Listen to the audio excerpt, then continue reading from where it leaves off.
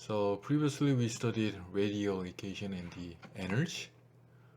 We knew that the energy is determined only from radial equation.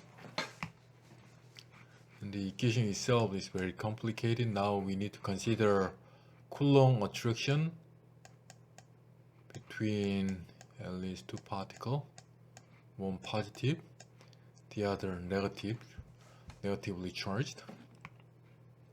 There's Coulomb attraction, which is proportional to 1 over r. And then we found out that because we need to consider two different mass, one is sometimes it could be proton, and this is electron. And we will consider some different cases, but the important point here is now two particle system, but still we just consider Schrödinger equation similar to single particle problem. So the idea is, even though it is two particle problem, so we need to consider two different mass, electron mass and proton mass, and then we consider the reduced mass. Okay? The original equation has the term of mass, and it is replaced by mu. Others are just the same. Still, it is complicated, so the radial part of wave function is replaced by chi, and then we got the solution of energy and wave function, radial part of wave function, and this energy is inversely proportional to n square. Okay, and the important parameter here is the mass. Actually, if we compare Me and MH, proton mass is 1800 times heavier than electron mass, so it's almost the same with Me, and this mass is too heavy, almost going to infinity. So that's why instead of reduced mass, we use the electron mass here. And other parameters are arranged, especially there's a epsilon here. They are calculated to be like this, and these are the radial part of wave functions. So as an example, we calculate the most probable radius for 1s. So previously we introduced the probability function. So it is pure function of r, then theta and phi dependence are integrated, and then it will lead to certain constant integrated.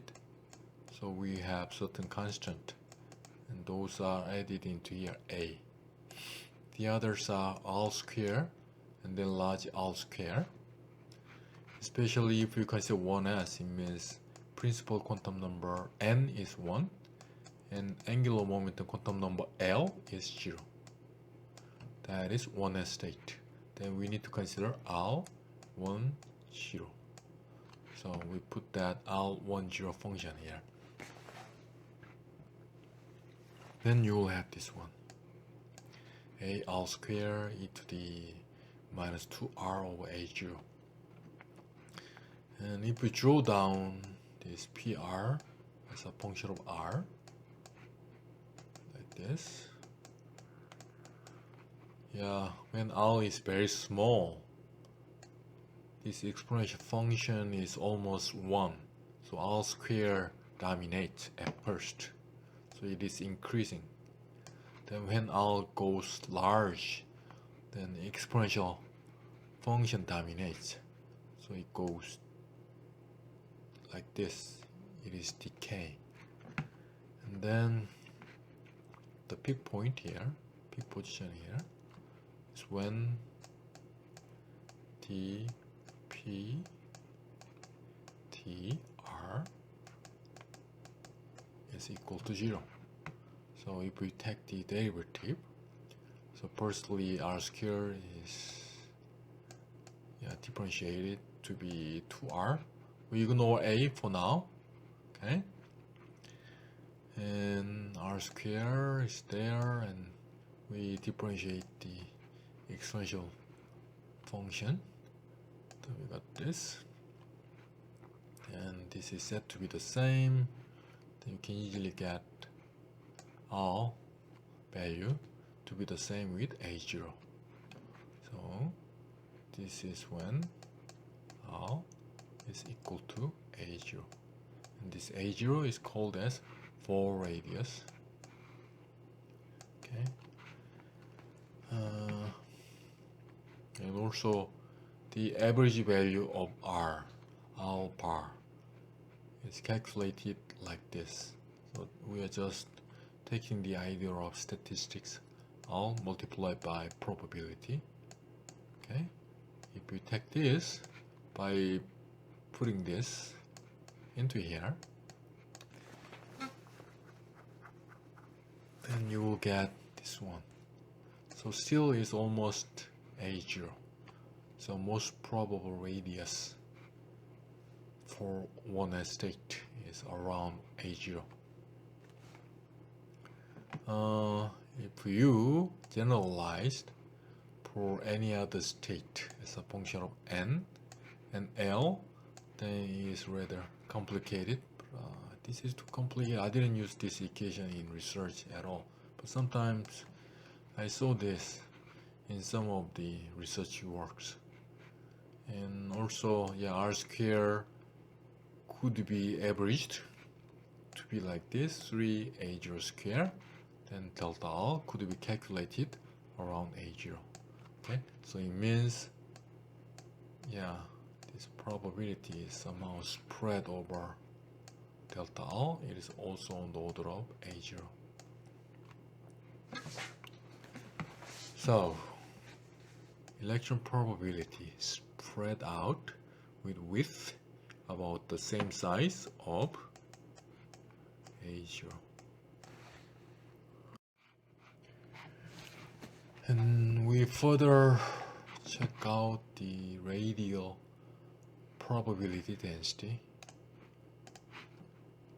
PR, as a function of R. So as a function of R, okay. And for L equal to 0, we call this as S state. So n could be 1, then 1s, n could be 2, 2s, 3s, 4s, and so on. So PR,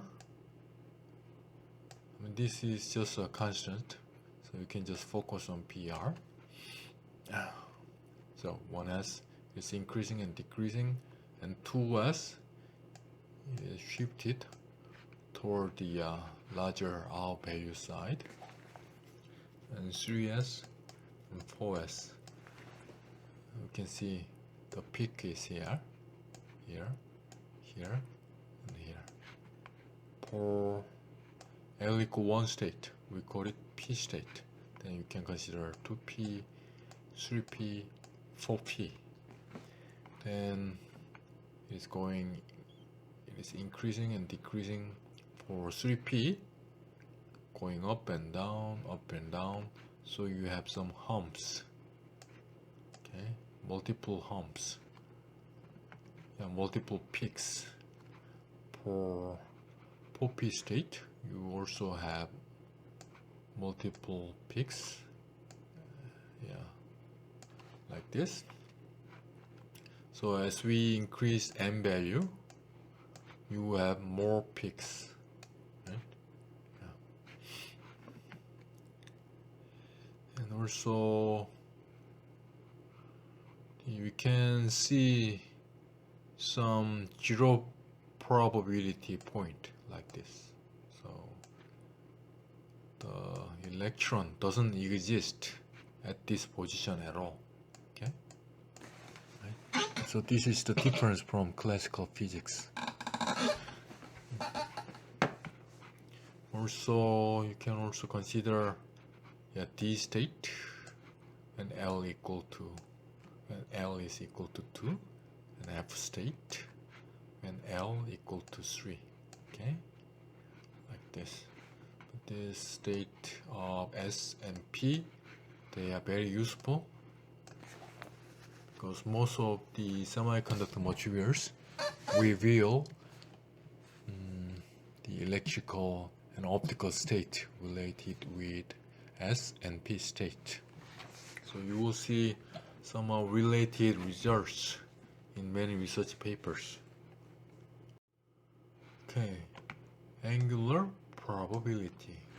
So in the 3D space, the S state, there is nucleus in the center, and S state, like this 1s, and then 2s, and then 3s. Spherically, symmetrically, symmetric distribution they have. And then for P state, okay, they are symmetric like this. Okay, yeah, like this. And now we will consider doping problem, because this is very similar to hydrogen atom problem.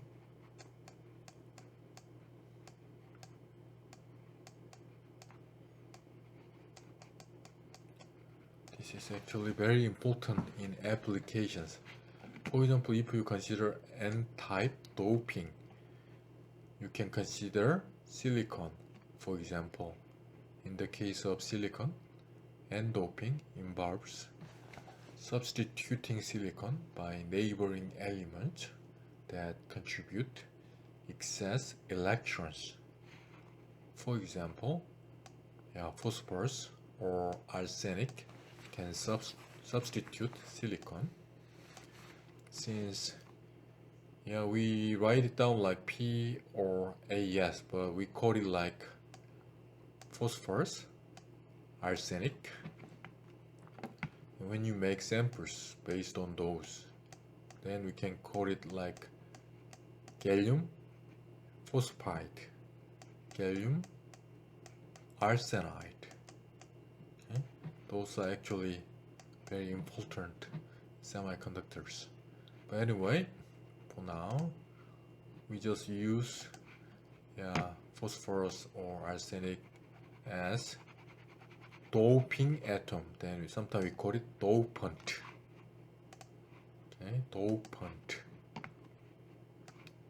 Those are dopant. Have 5 valence electrons, because those are group 5 atoms of periodic table. They behave like silicon, which is group 4 plus an extra electron.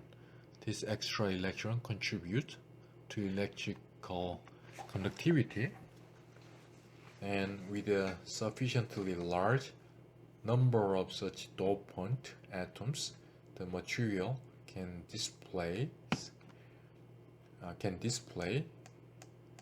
should be removed, can display metallic conductivity. With smaller amount, one has extrinsic N-type semiconductor. So we call it N-type semiconductor when group 5 atoms replace group 4 atoms. Okay, when the doping density is extremely high, then the material, silicon, can display metallic conductivity. When doping density is not that high, then we can see N-type semiconductors. Donor levels created by substituting silicon by phosphorus or arsenic lie just below the bottom of the conduction band. thermal energy is usually sufficient to promote the donor electrons into conduction band. Yeah, let me explain here. So in real space, let's say this is silicon atom. Yeah, they are repeated in space, so they have certain orientation of atomic position, and their spacing between atoms is fixed, like lattice constant. We call it lattice constant.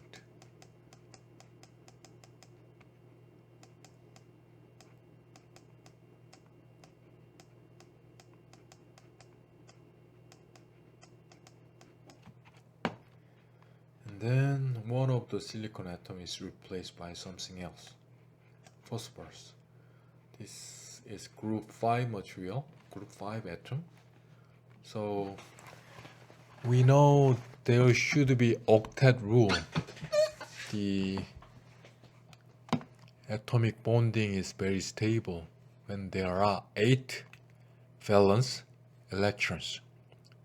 So there are 5 electrons for phosphorus, there are 4 electrons for silicon, and there is extra 1 electron not involved in the bonding of atoms.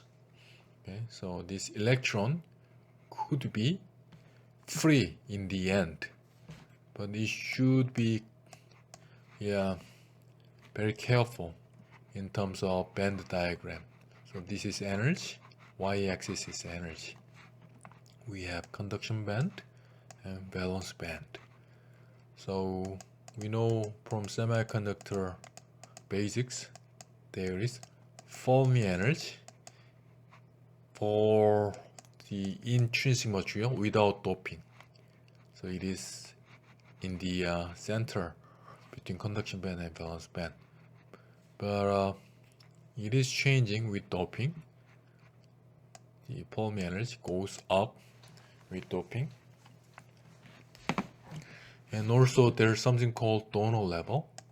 The energy level of the donor, it is below the conduction band, because this is phosphorus. Let's say electron is detached, then this phosphorus atom should be positively charged.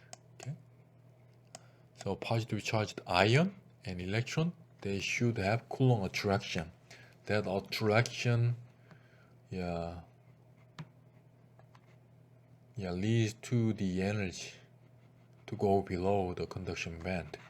So there is some attraction energy, let's say some delta, which is the energy of the attraction, and this separation corresponds to that delta, the attraction energy between this and this. And when you have thermal energy represented by kBT, and this is comparable to this delta or even larger, then electron should go to the conduction band to move freely in space. Okay, so electron will be excited into the conduction band. So phosphorus ion and 1 electron, they are under Coulomb attraction. So it is very similar to hydrogen atom problem. So 1 negatively charged particle,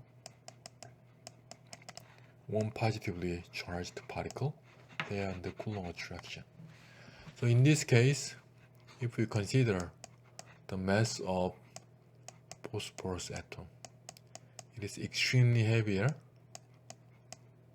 than electron mass. So in this case, if we consider the reduced mass of 2 particle problem, then you need to consider both the positively charged ion. It has very large mass, you can ignore this. So it is almost the same with just electron mass. Okay, So similar to hydrogen atom problem, so we can get this electronic energy.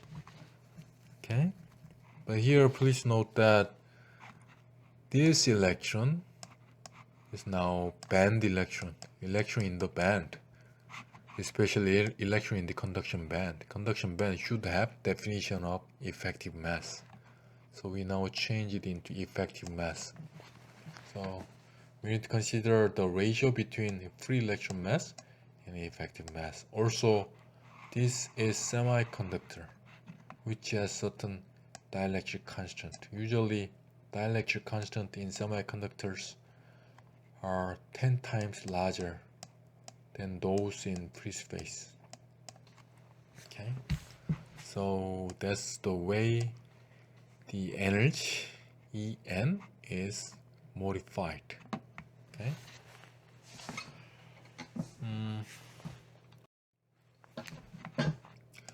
So same equation we have. Okay. And also the donor Bohr radius, we just use the same equation of hydrogen atom, but we just replace it by effective mass and dielectric constant. So previous Bohr radius of hydrogen atom, okay, Bohr radius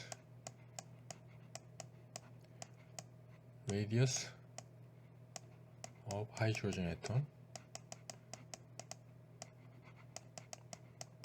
we apply the same idea, but now we need to consider the dielectric constant in semiconductor and the mass ratio. Okay. In the case of silicon, these are around 10. Okay. And this one, for the electron, I think it is almost 1. Okay. Then you can see the distance between phosphorus atom and electron will be like 5 angstrom. Okay, so they are separated by this much, and then if it is heated, thermally activated electron will be free, detached from the ion.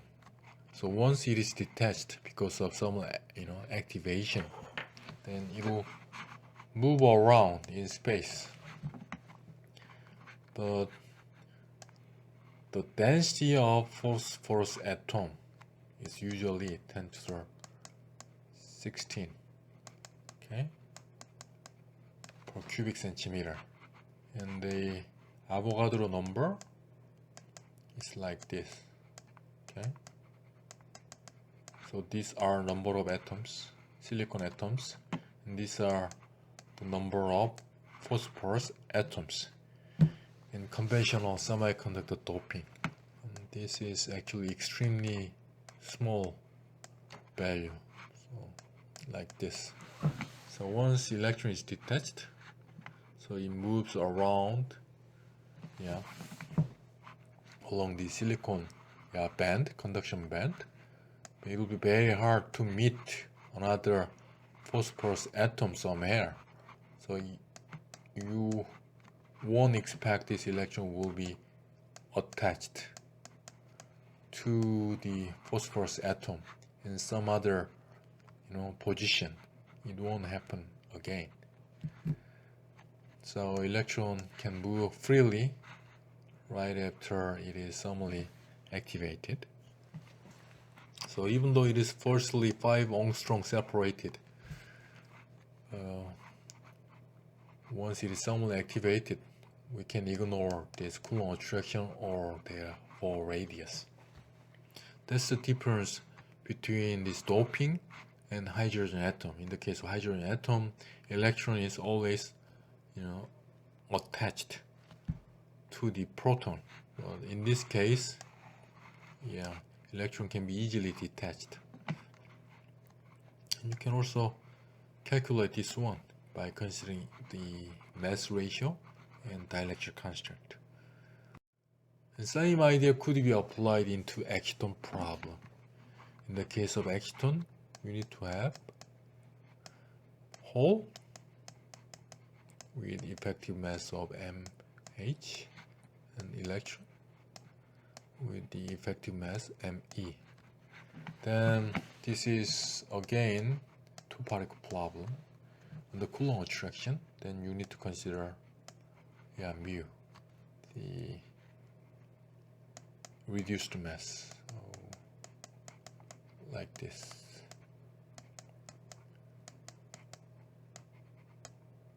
Like this.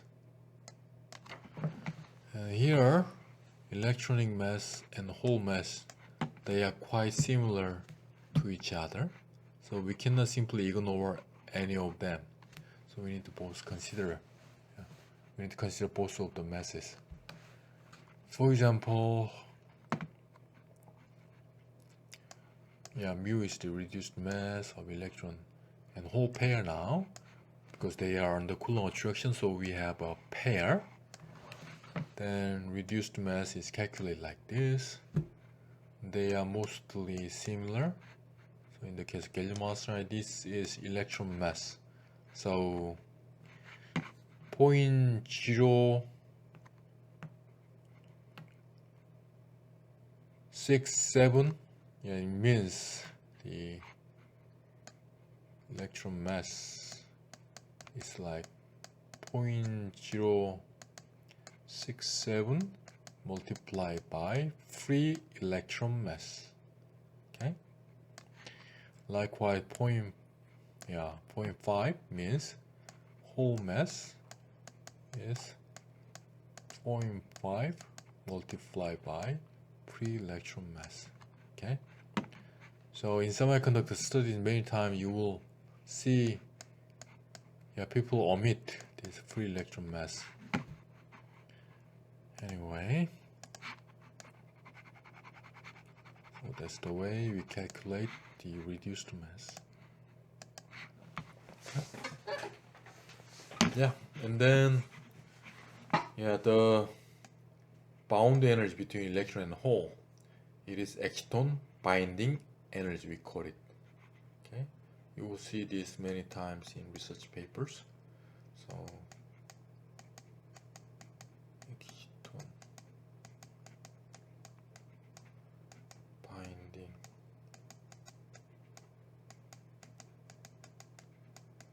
energy.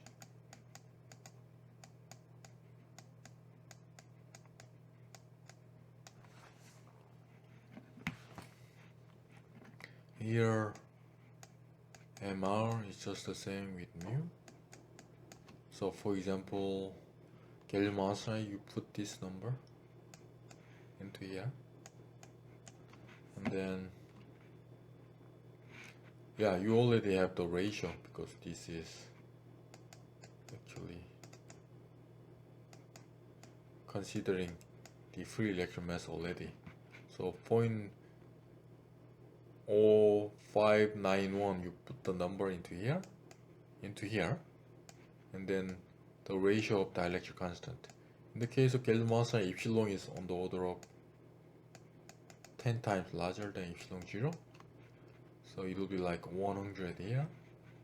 So then you can calculate like this, minus 13.6 electron volt multiplied by, you can consider the n equal 1 state.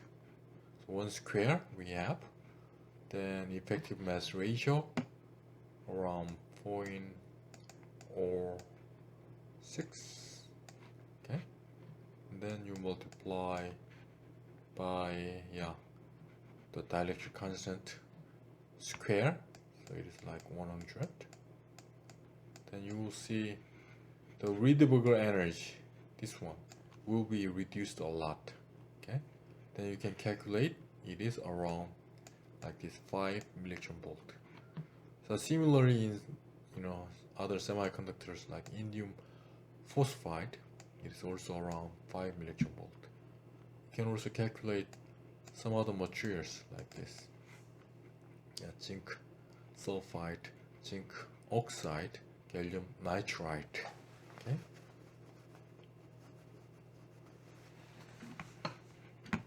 Yeah, so the exciton is a pair of electron and a hole bound by Coulomb interaction.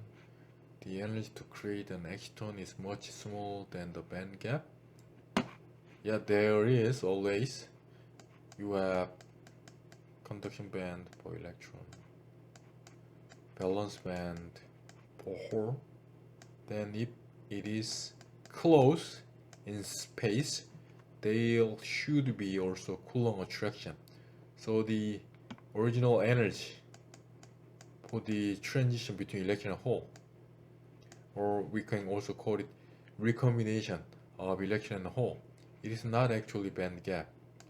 It's slightly below the conduction band by the amount of bound energy of electron hole pair. That's the exciton energy, and we call this as excitonic energy level. Sometimes we can use this representation. We call it cat representation of quantum physics, but you will see this many times in research papers. So these are actually excitonic energy level slightly below conduction band. So the energy to create an exciton is much slower than the band gap. Well, sometimes much slower, but sometimes slightly smaller. Not smaller. Yeah, slightly smaller. Like in the case of 5 electron volt. And it's much larger in the case of zinc oxide. Okay? And recently, people are working on some new materials, TMDC especially. Transition metal, the chalcogenides. This is new material. And their exciton binding energy, EB, is very large actually. EB, 200 electron volt. So in this case, you can say that, excitonic energy level is much smaller than the band gap. And also there are two different kinds of excitons. One is Frankel exciton, the other is one-year mode exciton, or sometimes just one-year excitons we call it. And this is when exciton binding is very large, like even larger than this one. And weakly bound, these are all weakly bound, typical for inorganic semiconductors. Yeah, those are all inorganic semiconductors. Okay. Let me go a little bit further. Okay. Even though you might not, solve the Schrödinger equation for the hydrogen atom or exciton problems, still it is okay if we can understand the meaning of bound energy. Okay.